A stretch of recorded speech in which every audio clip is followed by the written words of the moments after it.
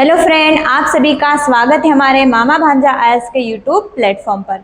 तो आज हम नया टॉपिक स्टार्ट करने जा रहे हैं जिसका नाम है कोशिका। इससे पहले मैंने आपको 3 लेक्चर पढ़ा दिए हैं जो कि हम जीव विज्ञान के बारे में पढ़ रहे थे। जीव विज्ञान की परिभाषा क्या होती है, उसके अंतर्गत किसका अध्ययन किया जाता है, इस प्रकार की हमने वहां पर चर्चाएं की थी। आज हम नया टॉपिक स्टार्ट करने जा रहे हैं जिसका नाम है कोशिका। क्या स्टार्ट करने जा रहे हैं? कोशिका। ये जो कोशिका होती है ना, ये हमारे मानव शरीर की सबसे छोटी इकाई होती। ऐसा क्यों कहा गया है? कोशिका जो होती है हमारे मानव शरीर की सबसे छोटी इकाई है, ऐसा क्यों कहा गया है? क्योंकि इसी कोशिका से मिलकर हमारे मानव शरीर का निर्माण होता। ये जो कोशिका है, जब आपको कोशिका की बात याद आती होगी तो कोशिकाएं 2 प्रकार की होती। एक होती है जंतु कोशिका और एक होती है पादप कोशिका। पेड़ पौधों में अलग कोशिका होती और जंतुओं में अलग होती है। परंतु इस कोशिका का निर्माण या कोशिका जिसका निर्माण करती है वो है मानव शरीर। कोशिका से मिलकर बना होता है मानव शरीर। किस प्रकार से होता है वो दिखाती हूँ। यहाँ पर देखना, कोशिका जो होती है जिसे हम कहते हैं सेल, कोशिका जो होती ना, ये कोशिकाएं जब मिलकर एक संरचना बनाती है, ये कोशिकाएं मान लेते हैं छोटी छोटी कोशिकाएं हैं, ये कोशिकाएं मिलकर जब एक संरचना बनाती है उसे हम कहते हैं ऊतक। तो हम कह सकते हैं कि कोशिका कोशिका मिलकर एक ऊतक का निर्माण करती है। क्या कहा मैंने? जो कोशिका है वो हमारे शरीर का निर्माण करती है, परंतु किस प्रकार से करती है उसके बारे में हमें देखना है। तो सभी कोशिकाएं मिलकर एक संरचना बनाती, सभी कोशिकाएं इकट्ठी हो जाती है और एक संरचना बनाती है जिसे हम कहते हैं ऊतक, जिसे हम कहते हैं टिश्यूज। ये क्या करते हैं? ये टिश्यू मिलकर या ये ऊतक मिलकर एक अंग का निर्माण करते, फिर ये टिश्यू मिलकर एक अंग का निर्माण कर देते, अर्थात एक ऑर्गन्स का निर्माण या ऑर्गन का निर्माण कर देते हैं। उसके पश्चात एक ऑर्गन्स अर्थात एक अंग से दूसरा अंग, दूसरे अंग से और ज्यादा अंग, अंग मिलकर क्या करते हैं? एक अंग तंत्र का निर्माण करते हैं, एक ऑर्गन सिस्टम का निर्माण कर देते हैं। उसके पश्चात ये पूरा ऑर्गन सिस्टम है, इसको हमने कहा मानव शरीर, ह्यूमन बॉडी। तो क्या कहा मैंने कि कोशिका से मिलकर ऊतक बनता है, ऊतक से मिलकर अंग बनता है और अंग से मिलकर बनता अंग तंत्र, और उसी अंग तंत्र को हमने कह दिया मानव शरीर संरचना या मानव की संरचना। इस प्रकार से कोशिका से मिलकर हमारा शरीर का निर्माण होता है। उसमें इस प्रकार से ये मुख्य भूमिकाएं निभाते हैं जिससे हमारे शरीर का निर्माण होता है। यहाँ पर कुछ बात बताती है आप लोगों को कोशिका। यहाँ पर ये देखना, ये है कोशिका, मान लेते हैं ये क्या है? कोशिका। ये कोशिका है और इस कोशिका के अंदर होता है केंद्रक। इस कोशिका के अंदर होता है केंद्रक, इसको हम कहते हैं केंद्रक। ये क्या है? केंद्रक। और ये हमारी कोशिका की संरचना है। ये क्या है? हमारी कोशिका है। फिर हम देखते हैं कि कोशिका के अंदर द्रव भरा होता है। पहले तो हम देखते हैं केंद्रक के अंदर द्रव भरा होता, एक चिपचिपा पदार्थ होता है जिसे हम कहते हैं केंद्रक द्रव्य, जिसे हम क्या कहेंगे? केंद्रक द्रव्य। और केंद्रक द्रव्य क्योंकि वो केंद्रक में भरा है इसीलिए इसे हम केंद्रक द्रव्य कहते हैं। और केंद्रक के बाद ये कोशिका के अंदर जो द्रव भरा होगा उसको हम कहते हैं कोशिका द्रव्य। उसे हम क्या कहते हैं? कोशिका द्रव। परंतु इससे पहले हम जानते हैं कि ऐसा हमें किसने बताया कि इस कोशिका से हमारे शरीर का निर्माण हुआ है। उस वैज्ञानिक का नाम जानते हैं जिन्होंने कोशिका की खोज की थी।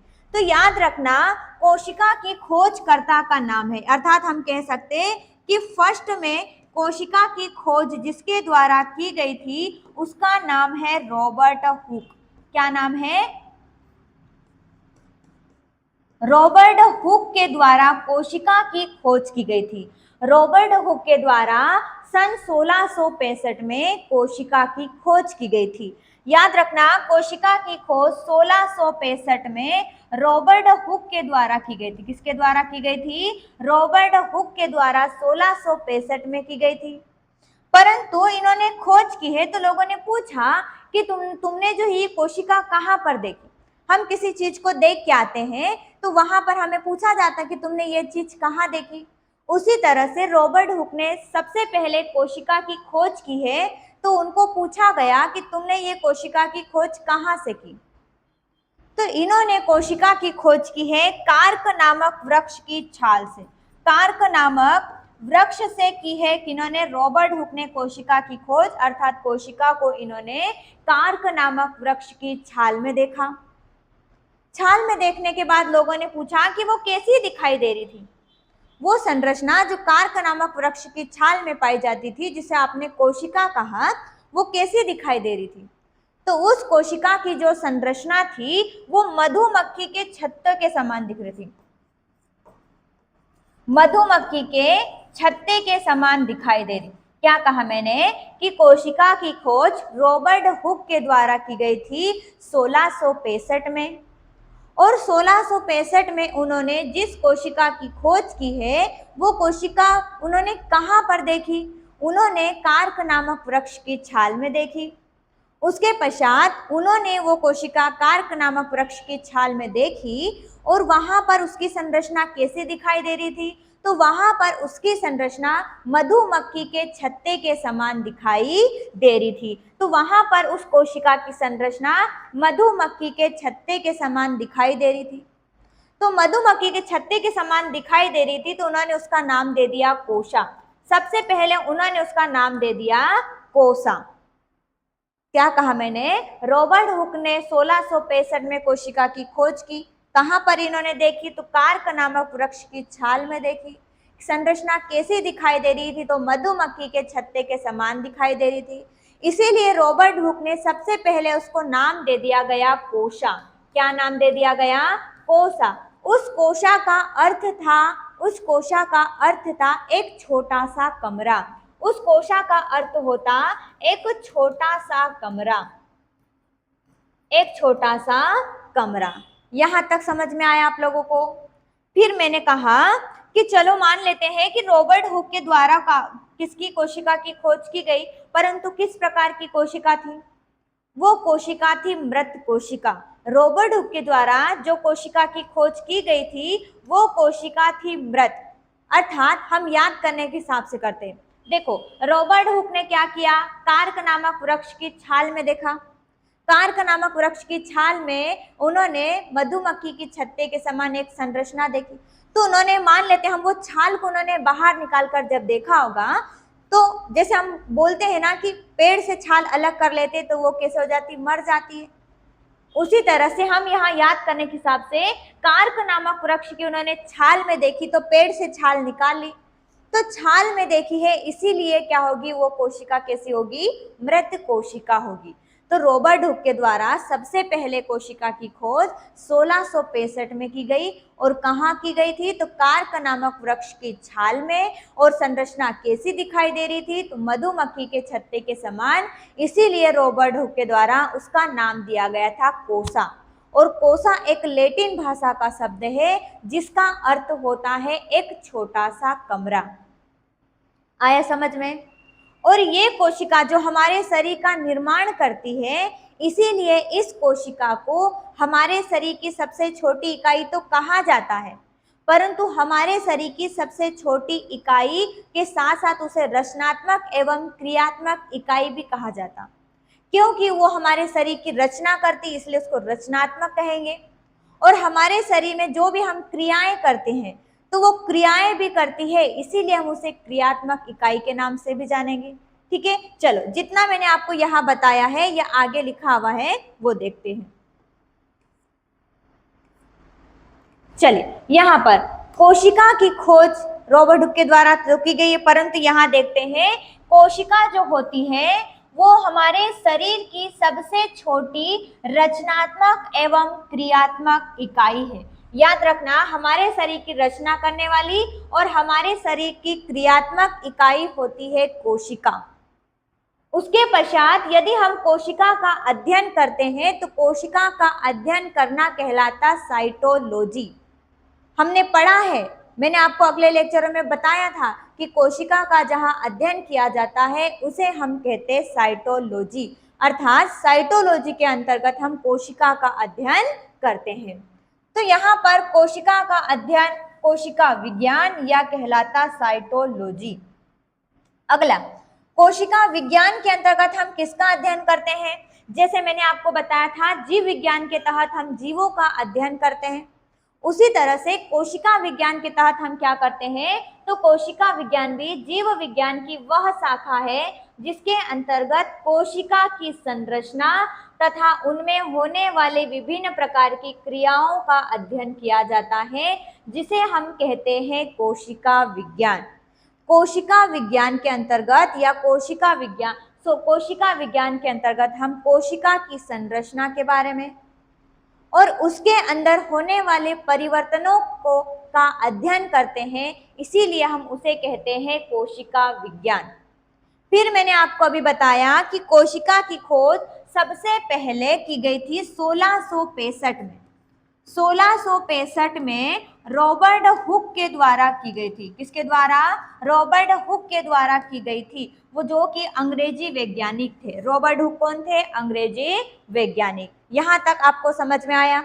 कोशिका है जो हमारे शरीर की सबसे छोटी रचनात्मक व क्रियात्मक इकाई है। कोशिका विज्ञान क्या कहलाता है? तो कोशिका विज्ञान की वह शाखा है जिसके अंतर्गत हम कोशिका की संरचना तथा उसमें होने वाले विभिन्न प्रकार के परिवर्तनों का अध्ययन करते हैं। कोशिका की खोज रॉबर्ट हुक के द्वारा 1665 में की गई थी, जो कि रॉबर्ट हुक एक अंग्रेजी वैज्ञानिक थे। चलिए आगे बढ़ते हैं।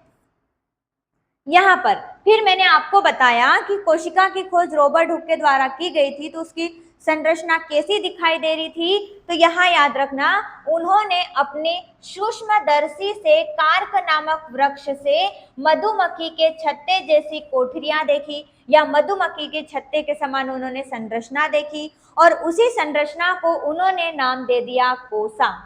और ये कोसा है लैटिन भाषा का शब्द है जिसका अर्थ होता एक छोटा सा कमरा। ये मैंने आपको बताया कि कोशिका की खोज रॉबर्ट हुक के द्वारा मधुमक्खी के छत्ते के समान उसकी संरचना दिखाई दे रही थी, इसीलिए उसका नाम कोसा दिया गया, और कोसा का अर्थ होता है एक छोटा सा कमरा।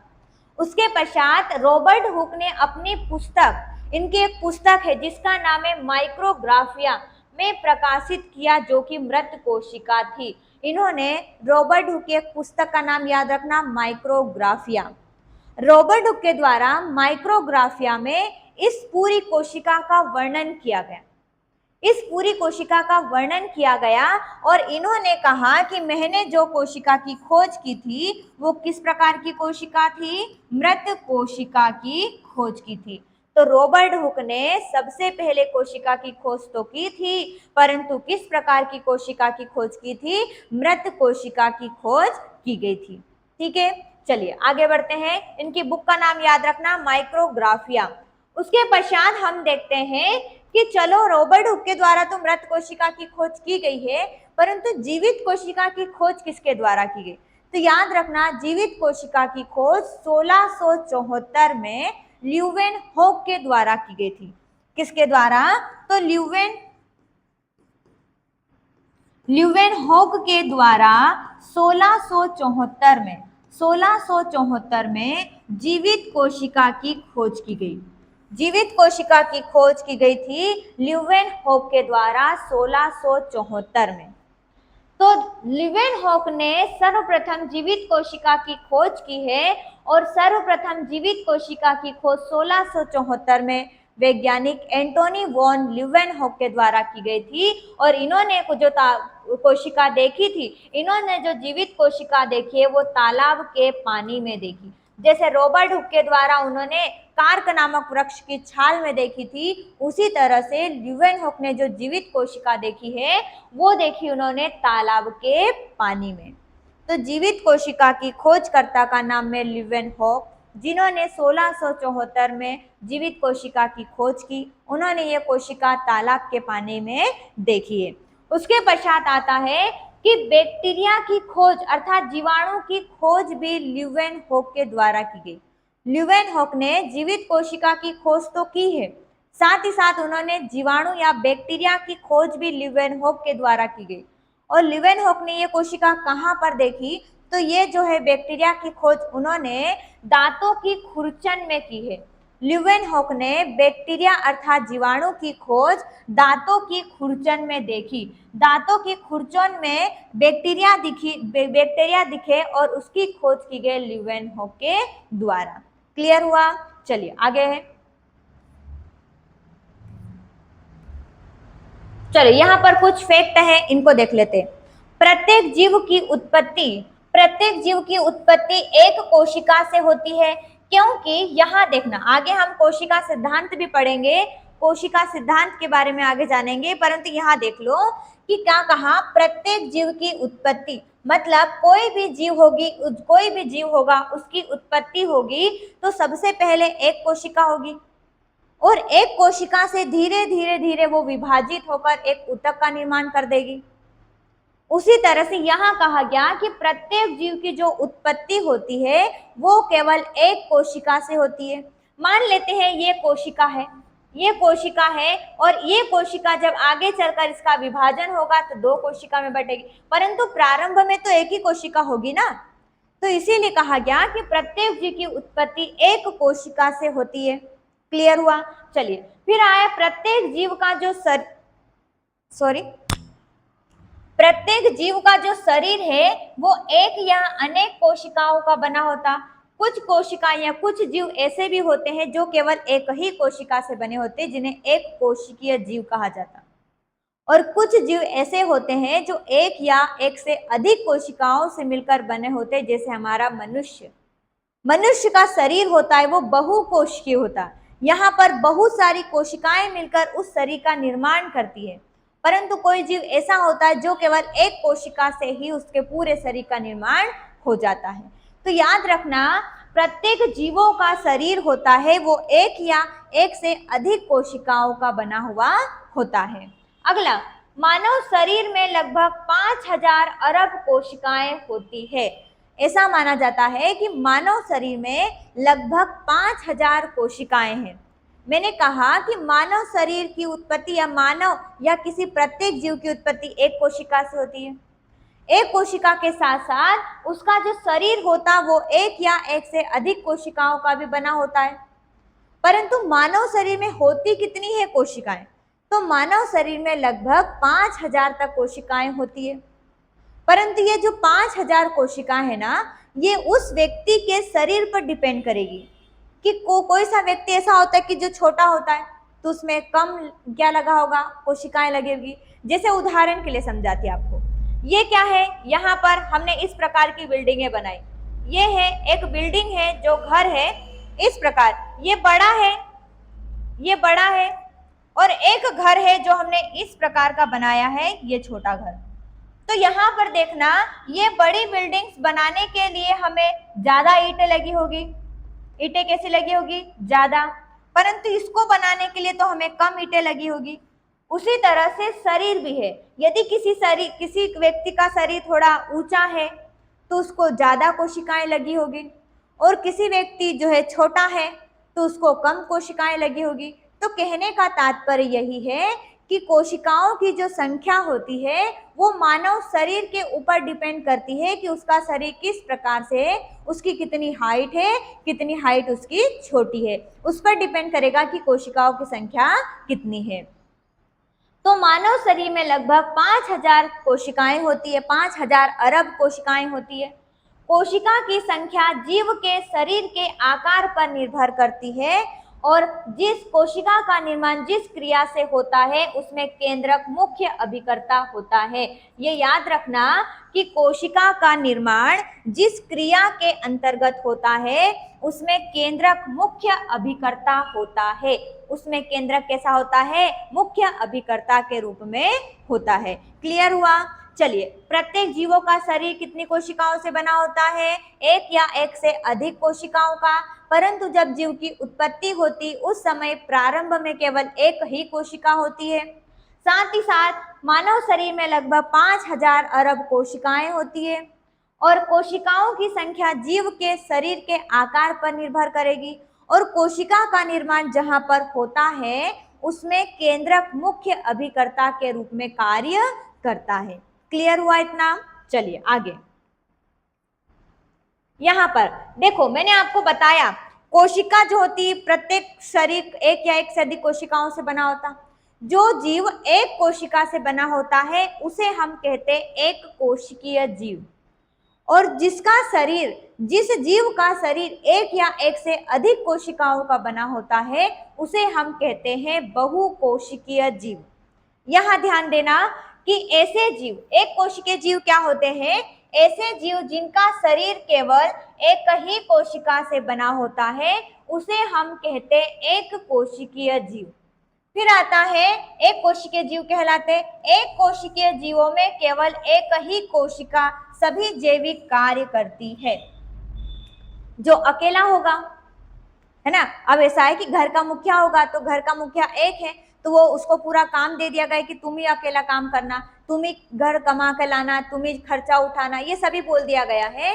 तो उसी तरह से केवल एक व्यक्ति होगा घर का मुखिया तो वो पूरी सारी जो क्रियाएं हैं वो एक मुखिया करेगा। उसी तरह से यहाँ पर शरीर का निर्माण ही एक कोशिका से हुआ है तो शरीर का निर्माण और उसकी क्रिया करने की सभी जैविक क्रियाएं केवल एक ही कोशिका के द्वारा किया जाएगा, क्योंकि एक ही कोशिका है तो वो सारा काम वही करेगी। जैसे हम रूम पे रहते हैं तो रूम वाले जो व्यक्ति होते हैं वो क्या करेंगे? अकेले होते हैं तो उसको बर्तन, झाड़ू, पोछा, कपड़े सब अकेले को करना पड़ता है, ऐसा तो नहीं कोई आएगा। उसी तरह से एक कोशिका, एक कोई जीव है जिसका निर्माण केवल एक ही कोशिका से हुआ है तो वो सारे काम भी वह अकेला ही करेगा।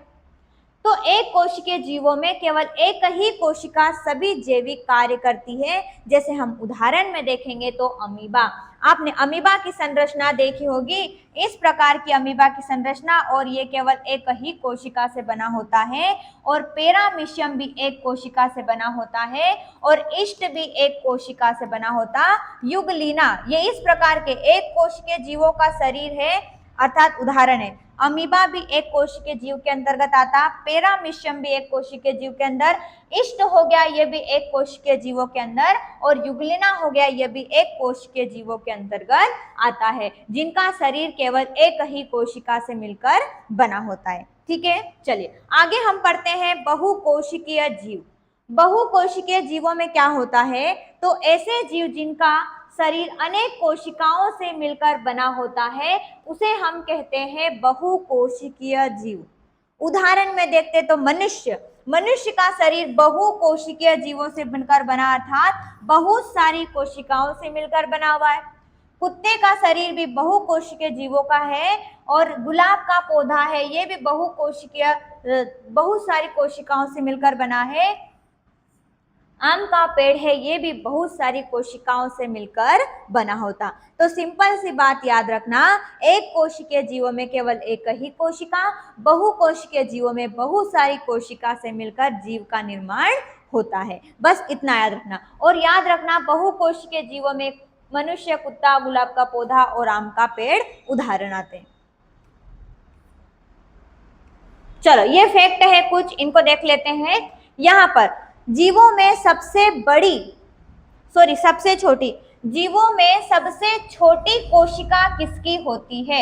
ये फैक्ट याद रखना कि जीवों में सबसे छोटी कोशिका किसकी होती है? माइकोप्लाज्म गैलोसेप्टिकम नामक जीवाणु की होती है। एक जीवाणु है जिसका नाम है माइकोप्लाज्म गैलोसेप्टिकम। माइकोप्लाज्म गैलोसेप्टिकम नामक जीवाणु की होती है, जो कि जीवों में सबसे छोटी कोशिका उसी पास होती है। तो जीवों में सबसे छोटी कोशिका किसके पास होती है? माइकोप्लाज्मा गैलोसेप्टिकम है नामक जीवाणु के पास होती है। उसके पश्चात इस जो कोशिका है, मान लेते हैं माइकोप्लाज्म गैलोसेप्टिकम की नामक एक कोशिका है, वो एक जीवाणु उसकी कोशिका है। तो उसकी कितने माइक्रोन होगा? माइक्रोन मतलब सूक्ष्म चीज होगी उसको हम माइक्रोन में मापेंगे। तो उसकी माप कितनी होगी? उसकी माप होगी 0.1 माइक्रोमीटर। उसकी माप कितनी है? 0.1 माइक्रोमीटर। याद रखना, जीवों में सबसे छोटी कोशिका होती है माइकोप्लाज्म गैलोसेप्टिकम नामक जीवाणु की, और उसकी माप कितनी होती है? तो 0.1 माइक्रोन। कितनी होती है? 0.1 माइक्रोन। उसके पश्चात जीवों में सबसे बड़ी कोशिका किसकी होती? सबसे छोटी हमने देख ली माइकोप्लाज्म गैलोसेप्टिकम की, परंतु सबसे बड़ी कोशिका किसकी होती है? तो शुतुरमुर्ग के अंडे की। किसकी होती है? शुतुरमुर्ग के अंडे की। तो याद रखना, जीवों में सबसे बड़ी कोशिका होती है शुतुरमुर्ग के अंडे की। उसके पश्चात हम देखते हैं जीवों की सबसे लंबी कोशिका किसकी होती है? तो जीवों में सबसे लंबी कोशिका होती है तंत्रिका तंत्र की। और याद रखना, ये तंत्रिका तंत्र कहाँ पर होता है? हमारे मस्तिष्क में। हमारे मस्तिष्क की कोशिकाओं को कहा जाता तंत्रिका कोशिकाएं, और ये तंत्रिका कोशिकाएं जिस तंत्र में होती है उसे हम कहते तंत्रिका तंत्र। तो हमारे हमारे शरीर में सबसे लंबी कोशिका की बात याद रखना, हमारे मस्तिष्क में होती है सबसे लंबी कोशिका। उसके पश्चात इसकी कितनी लंबाई होती है? तो 90 सेंटीमीटर, 90 सेंटीमीटर से 1 मीटर तक होती है। 90 सेंटीमीटर से 1 मीटर तक लंबी होती है हमारे मस्तिष्क की तंत्रिका कोशिकाएं। हमारे शरीर में सबसे लंबी कोशिका किसकी होती है? तंत्रिका कोशिकाएं, जो कितनी लंबी होती है? तो 90 सेंटीमीटर से 1 मीटर तक उसकी लंबाई होती है। चलिए, यहाँ पर आप लोगों को समझ में आया जीवों में सबसे छोटी कोशिका माइकोप्लाज्म गैलोसेप्टिकम नामक जीवाणु की, जिसकी माप होती है 0.1 माइक्रो। उसके पश्चात जीवों में सबसे बड़ी कोशिका होती शुतुरमुर्ग के अंडे की। फिर आता है जीवों में सबसे लंबी कोशिका किसकी होती है? तो तंत्रिका तंत्र की होती है, जो हमारे मस्तिष्क में होती है, और उसकी लंबाई कितनी है? तो 90 सेंटीमीटर से 1 मीटर तक होती है। चलिए आगे, अब आता है मानव शरीर की बात करते हैं। अब मानव शरीर की बात करते हैं कि मानव शरीर में सबसे बड़ी कोशिका किसकी है? मानव शरीर में सबसे बड़ी कोशिका है अंडाणु, अर्थात ओवम की सबसे बड़ी कोशिका है। मानव शरीर में बात करते हैं तो मानव शरीर में सबसे बड़ी कोशिका किसकी है? ओवम की, अर्थात अंडाणु की कोशिकाएं हैं जो सबसे बड़ी कोशिकाएं हैं। उसके पश्चात सबसे छोटी कोशिकाएं किसकी है? अर्थात मानव की सबसे छोटी कोशिका है स्पर्म, अर्थात शुक्राणु की कोशिकाएं होती है जो सबसे छोटी होती है, और अंडाणु की कोशिकाएं सबसे बड़ी होती है। फिर आता है विभाजन रहित। हमारे शरीर में ऐसी कौन सी कोशिकाएं हैं जिसका विभाजन नहीं होता है? तो हमारे शरीर में ऐसी कोशिका है जिसका विभाजन नहीं होता है, वो होती है न्यूरॉन, और ये न्यूरॉन होती है हमारे मस्तिष्क में। ये न्यूरॉन कोशिकाएं हमारे मस्तिष्क में होती है, और मस्तिष्क में भी कहाँ पर? तो ये होती है तंत्रिका कोशिका में। तंत्रिका कोशिका में होती है न्यूरॉन, और इस न्यूरॉन, ये जो न्यूरॉन होती है तंत्रिका तंत्र की सबसे छोटी इकाई है। न्यूरॉन जो है एक विभाजन रहित कोशिका, इसका कभी भी विभाजन नहीं होता, क्योंकि विभाजन होगा तो हमारा मस्तिष्क जो छोटा है उसका आकार तो बहुत बड़ा हो जाता। तो हमारे मस्तिष्क की न्यूरॉन कोशिका है, उसका कभी भी विभाजन नहीं होता है। तो विभाजन रहित कोशिका कौन सी होती है? न्यूरॉन होती है। अगला, तेजी से विभाजन कोशिका। ऐसी कौन सी कोशिका है हमारे शरीर में जिसका तेजी से विभाजन होता, बहुत जल्दी उसका विभाजन होता? तो वो है हमारी यकृत, हमारे लीवर की कोशिकाएं हैं, अर्थात हमारे लीवर या यकृत की कोशिकाएं हैं जिसका विभाजन तेजी से होता। परंतु जिसका विभाजन ही नहीं होता है वो हमारे मस्तिष्क में, और जिसका विभाजन अधिक मात्रा में होता या जल्दी हो जाता उसे हम कहते हैं यकृत। फिर अगला आता, माइकोप्लाज्म गैलोसेप्टिकम को पादप जगत का जोकर कहा जाता। माइकोप्लाज्म गैलोसेप्टिकम है जो जीवों में सबसे छोटी कोशिका है, और इसी को कहा जाता पादप जगत का जोकर। तो याद रखना, पादप जगत का जोकर कहा जाता है माइकोप्लाज्म गैलोसेप्टिकम नामक जीवाणु को। फिर आता इसका अन्य नाम क्या है? इस माइकोप्लाज्म गैलोसेप्टिकम का अन्य नाम है PPLO, मतलब प्लूरोन्यूमोनिक लाइक ऑर्गेनिज्म। क्या नाम है? प्लूरोन्यूमोनिक लाइक ऑर्गेनिज्म नाम है PPLO को।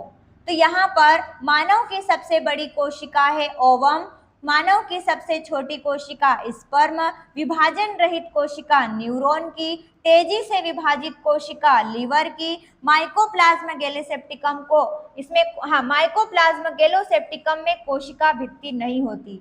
हाँ, और कोशिका भित्ति कहाँ पर होती है? तो कोशिका भित्ति पेड़ पौधों में होती है कोशिका भित्ति। ये हम सब आगे जानेंगे, परंतु यहाँ पर मैंने कल सवाल पूछा था आप लोगों को कि कमेंट करके बताना कि कोशिका भित्ति किसमें पाई जाती है। तो कोशिका भित्ति होती है पादपों की कोशिका में कोशिका भित्ति पाई जाती है। माइकोप्लाज्मा गैलोसेप्टिकम में कोशिका भित्ति नहीं होती है। माइकोप्लाज्मा गैलोसेप्टिकम को पादप जगत का जोकर कहा जाता है और इसका अन्य नाम होता है प्लूरोन्यूमोनिक लाइक ऑर्गेनिज्म। क्लियर हुआ? जो मैंने आज आपको पढ़ाया है वो आपको याद हुआ है? चलिए, फिर ये जो कोशिका सिद्धांत है ये हम कल वाले लेक्चर में पढ़ेंगे। तो आज के लिए बस इतना ही। धन्यवाद।